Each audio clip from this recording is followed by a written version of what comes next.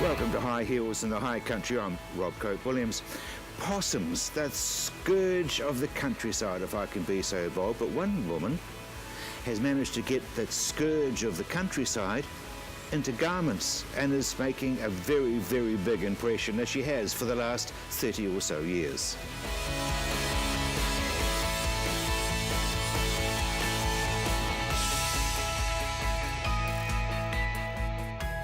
The Untouched World and Merino mink garments are some of New Zealand's best-known clothing brands.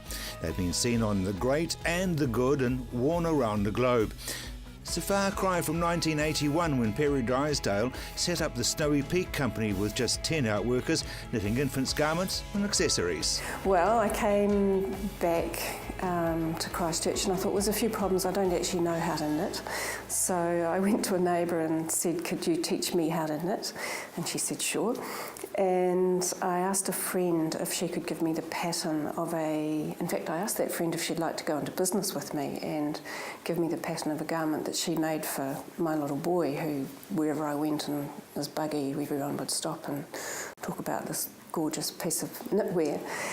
And anyway, she took 10 days, and after 10 days she hadn't got the pattern, so I thought, well, that's not going to work. So I now had this skill about knitting, so I made a pattern up and I made this little hooded sweater out of garter stitch, which means you've only learned how to do one sort of knitting. You stay, then you progress to stocking stitch. And so I made this jacket and I made a little pair of mittens, a little pair of booties, and went to Trade and Industry and said I want to export these to America. And they said, that sounds really interesting, where do you sell them now? And I said, what do you mean, where do I sell them now? I want to export them to America. And so they said, well, it's a good idea to have a local market before you get underway. And so I asked why, and they politely told me why. And so I left there and walked across the square and got my first order. And then went home and thought, now I've got to make these things. So that's kind of how it started. Within 4 years, there were 500 outworkers located from North Cape to Bluff. A shortage of outworkers forced the decision to bring the work in-house and purchasing of knitting machines. The first computerised knitting machines arrived without instruction manuals, creating another set of problems.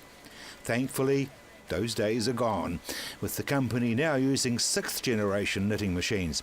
These machines are so sophisticated they can knit entire garments, including socks, scarves and hats, even jerseys. But not everything's automated.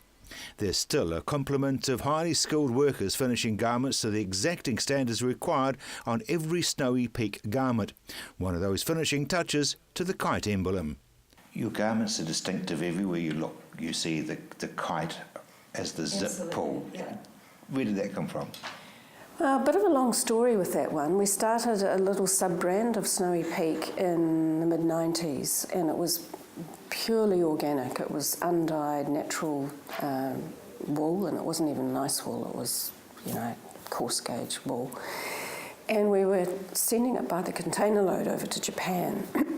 And when we got over there, we were wanting to build a brand around the Snowy Peak brand, and I had some pretty high-profile people around me. Shozo Honda from Prada Japan was on board, and we had a designer from Italy and a guy from USA, and we were meeting in this hotel room in Tokyo about this lifestyle brand Snowy Peak when the Italian guy and the American guy said, that's not going to work. Snowy Peak will evoke crampons and, technical winter wear. We need another name for this brand. And so they decided that they would call it Perry's, because Honda was, really had a lot of mana and a lot of face that he didn't want to lose. And he thought that if it was called Perry's, then I would work hard and wouldn't let him down. Anyway, long story short, Perry's wasn't registerable, and we had this little brand called Untouched World, and the Italians went off and thought about what sort of story we could build around Untouched World, and they came up with that whole kite story, which was absolutely brilliant. It was fantastic. Yeah. And it's really become a very worldwide logo. It has, and it's really interesting that it resonates worldwide, that little symbol, and everybody thinks of it as their own. And it was really interesting. I smiled one day when we were sending an order up of merino mink up to the Russians, and they came back and said, no, we wanted the eagle on the garments. So for them it was an eagle.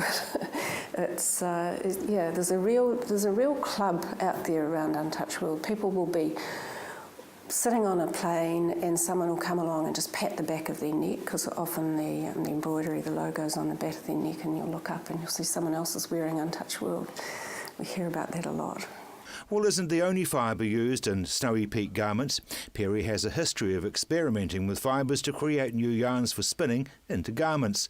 Creating something special and new isn't without its challenges and risks, but for Snowy Peak it was worth persevering.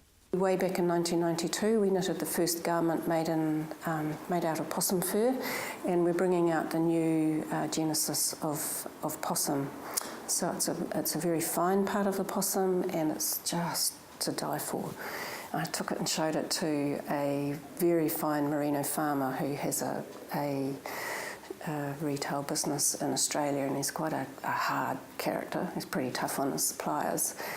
And he looked at it and he used the word exquisite. You know, it just is really moving. We gave one yesterday to the Japanese Prime Minister, and even the detectives were saying, "Oh, everyone needs one of these around their neck." You know, it's just so soft. Amazing new product. Yeah. So we do have to keep innovating. Absolutely have to keep innovating. I mean, seriously, where did you get the idea to put possum fur? Well, I didn't get the idea to put possum fur with wool. I just knew that when I saw possum fur with merino, that it was a hugely commercial opportunity. The very first garment we knitted was possum mixed with wool, and that mixture was brought to us by Wools of New Zealand, and the thought had been, could we soften mid-micron wool with possum, because we had a big glut of mid-micron wool at the time, and the outcome was horrible. It was actually like the garments felt like a possum, like a live possum. And so it wasn't until we blended it with merino, and actually Sir Peter Elworthy was in partnership with us at that stage. We had Wools of New Zealand brought us some more yarn to trial, and it was the possum blended with merino. And when they came to pick it up again, I said, sorry, I'm not going to give it to you. They looked at me and said, why not? And I said, when you've packed a container load of that yarn outside the door, I'll give you your trial back. And so there was a bit of muttering, and then I got a phone call from Sir Peter Elworthy to say that that was his program, so we got together him as the supply part of it, the possum supply. And it was a long road from there. It took us about 4 years from there to actually work through all the issues. Pretty much did a PhD in possum between, the beginning and when we took it to market. Did a lot of it in Japan at Mitsubishi Woolen Mills, because Wools of New Zealand said that the fibre was technically too short to spin, so it was quite a lot to get through. And supply of possum? Up and down. It's a bit like the possum futures market. It's now running at about 5 times the price it was when we first started, just to get the raw fibre. So it's very, very expensive. Now it's expensive because it's a really good product. With the accolades and awards flowing in, Perry set up the Untouched World Charitable Trust to help develop people's potential while assisting the planet to sustainably support current and future generations. Over 1,000 students aged between 16 and 17 have been through the leadership programs grounded on sustainable concepts.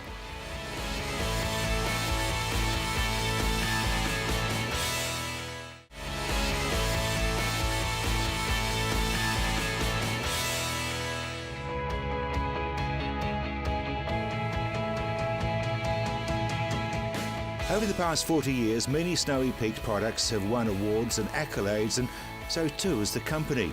It was recently named Best Sustainable Company of the Year by an international agency. Untouched World Garments have received praise from the highest authorities in the world, including being the only clothing company in the world to have a United Nations logo on each garment. President Bill Clinton gave his Untouched World shirt global media exposure during the APEC meeting held in Auckland. He took his jacket off for us at APEC in front of the whole world media. I met him at a dinner the night before and said to him, "You're wearing my shirt under your jacket tomorrow. I want to get a photograph of you in this shirt." And didn't really think that he would take too much notice of it.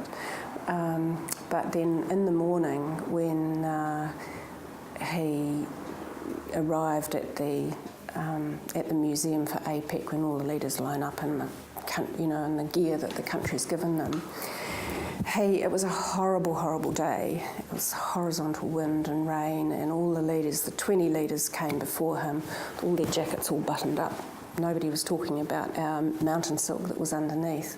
And then Bill stepped out of his car without his jacket on, and it just sent a ripple right around the media because they knew that the jacket had been fitted on him, and there he was in the cold without it. So it was quite funny. It was very good of him.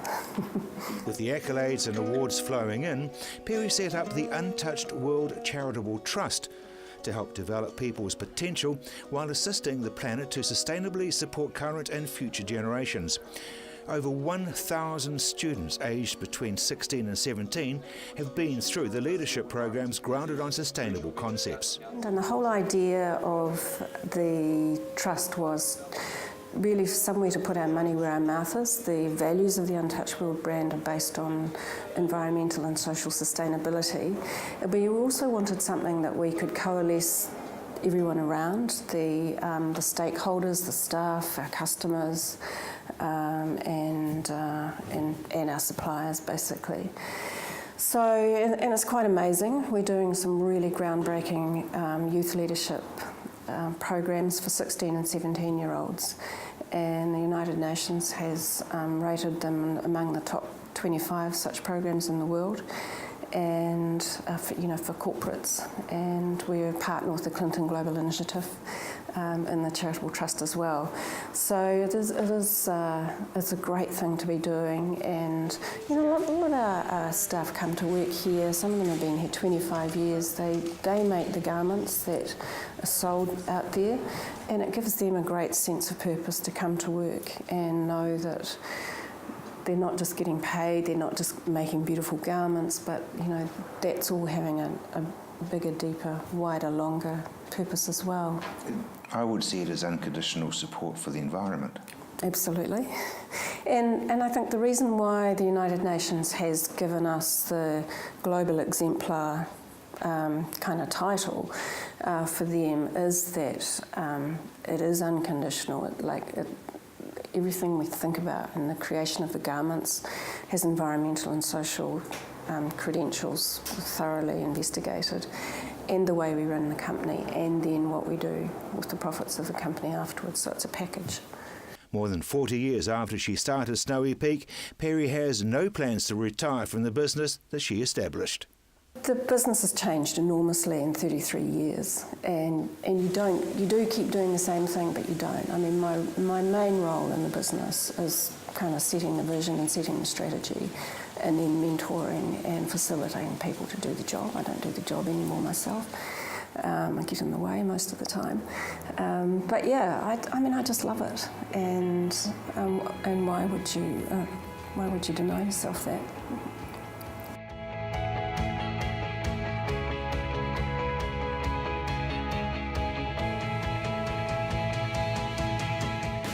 Diane Bash is the third generation of her family to run the sawmill and timber yard in Amberley. Di left school at 16 and started helping out in the office. Though she's still running the office, Di spent just as much time in the Douglas Road sawmill, building an impressive knowledge of the timber industry. It's helped to keep up with the changing rules and regulations and shift in customers' taste for timbers and treatments. Most of it we like to always produce ourselves, so we actually start with the raw log and take it right through to the finished product. but the way the building codes go, sometimes we're having to buy in timber. So there's some of the stock we have here now which we're not actually manufacturing ourselves, but that's only because of the change of the building code. And these changes are happening the whole time, aren't they? The whole time, yes, things never stop happening with that. So it's just a matter of just keeping up with what's actually being required. You know, we don't actually build houses, so we don't need to keep all that stuff here, but we still have framing timber now, which is changed from what we would have done 10 years ago. In addition to supplying timber for building, Batchers have been processing the raw timber, adding value by producing quality timber products. We build furniture and that as well, so we're actually taking it right from the log right through until actual finished product and then out the gate. So we have the ability to saw, to dry, to treat, and then to machine to the finished product. So we have a little sawmill, but yeah, it's enough to keep us going. Batchers has done more than just keep going. Now in their third generation, Di has little doubt about the secret of their success. You don't need to be a big mega store to have a big heart. And having a smaller store, I feel we have more customer relationship with people when they come in because we have time to talk to them. These days, those customers include more women, so Di's aren't the only pair of high heels to be seen in the timber yard. We see a lot more females coming in now, which is really good. You know, they want to get a little bit more hands-on. And over in the times gone by, I have done a couple of ladies' DIY nights, which has been a lot of fun, and just giving them the chance and the opportunity to actually ask people questions, and none of the guys are actually allowed to laugh at them. And that's always been good fun. It seems that Di will continue having plenty of fun in her high heels in her timber yard. Once you get sawdust in your blood, you never get it out. Fighting fires and breaking barriers all at the same time. Deb Stilgo-Brooker is doing a job that leaves her outnumbered by men in the field. However, she's not fazed by it. For women, it's perceived, particularly in the rural communities, a male thing to do. It's a person's thing to do.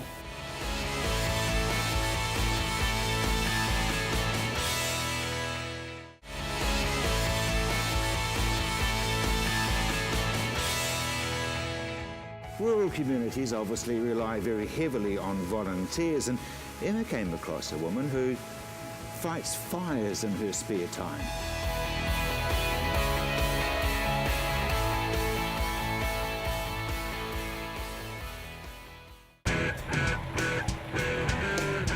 Fighting fires and breaking barriers all at the same time. Deb Stilgo-Brooker is doing a job that leaves her outnumbered by men in the field. However, she's not fazed by it. For women, it's perceived, particularly in the rural communities, a male thing to do. It's a person's thing to do. Deb was one of the first women to join the Willoughby Fire Service 14 years ago. There'd been the wives supporting the firefighters, starting the car, giving them the stuff as they go out the door, turning up with sandwiches after a few hours, but actually on fire ground, no women before that I'm aware of, no. Not many have followed suit. Amid Canterbury today, only around 6 out of 160 firefighters are women. For myself, after 14 years, I'm just one of the crew. I'd like to think I'm one of the crew anyway, I seem to be. But despite being in a male-dominated field, it's serving the community that keeps Deb ticking along. I love it. It's something that I can do, and I love that I can do it as part of the community, and it's something I can do, whereas other people do their bits in different ways, and it's something I can do. And it's paid off. In the past year, she's taken on more responsibility. She's defied odds and become the fire station's first woman deputy fire chief, a role she believes isn't about being the strongest in the team. It isn't necessarily about strength, it's about technique, it's about commitment. There's a lot of training involved, and I think that we're perfectly capable of doing everything that's needed to be a firefighter. It's not a male-dominated environment that's purely about strength, it's a whole combination of factors. Volunteering for the force means at any time, day or night, her pager can go off.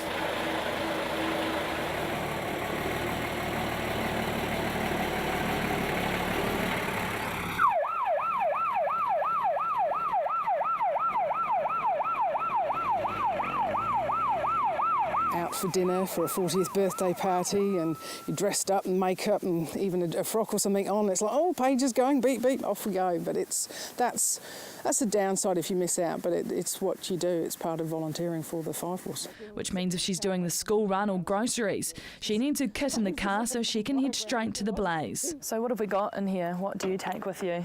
So because I could be anywhere at any time, I have my boots. So they're steel toe-capped industrial sole. I have socks for today because I need to have my socks in them. And then I have my fireproof leggings, or not fireproof but fire resistant, and for high fluoro for at night for safety and that sort of thing. And I've got gloves in here, leather gloves that are there for safety. And then I have my fire jacket that goes over the top. And you used to have a one-piece, didn't you? Used to have a one-piece, but being a female firefighter on fire ground for 12 hours, you need to pee, and rather than having to do everything, so I can keep this on the top and still retain some dignity. And then fire helmet goes on top, and on cold days, we have my bunker coat. So like firefighting at the beach or something like that, when you get cold and wet, help stop the problems there. And then I've also got goggles for extra requirements, so yes. Deb's also a mother of 2 daughters. Penny and Amy are no strangers to fires, often heading off to a job with their mum with only a few minutes' notice. What do you guys do when your mum's pager goes off? Well, we grab food, drink, entertainment, chuckle the dogs in the kennels, chuck the cats out, get in the car and go. Yeah, disappear. Is it hectic? Yes, very hectic. Very, very. It appears Deb's passion for serving the community seems to have rubbed off on these two. And what do you love about it? Watching The sirens, watching the flames go out. Yeah, That's watching my funny. mum do her part for the community. Making the way for other women in New Zealand. Yeah. Because it's not often New Zealand women find themselves fighting fires when they're 9 months pregnant. When Deb was about to give birth to her first daughter, most of the station's crew were up in Christchurch. But fires don't stop for anyone. Deb found herself attending a rubbish fire. The pages went, and I think there was only 2 or 3 of us actually responded, and my husband at the time brought me down. I was heavily, heavily pregnant, and it's like, well, I can't do a lot, but what can I do? And somebody else drove the fire truck into town, and I helped operate, pump and do a few things. I couldn't operate a hose, I knew I couldn't. I worked within my limits, but the fire truck got there, and between us we were able to work it, and then I gave birth the following Tuesday morning. Proving it's not about being the strongest on the day.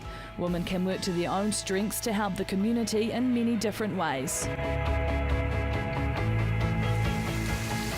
Well, those are our high heels in the high country. Join us again when we celebrate women who are doing amazing things in this amazing country.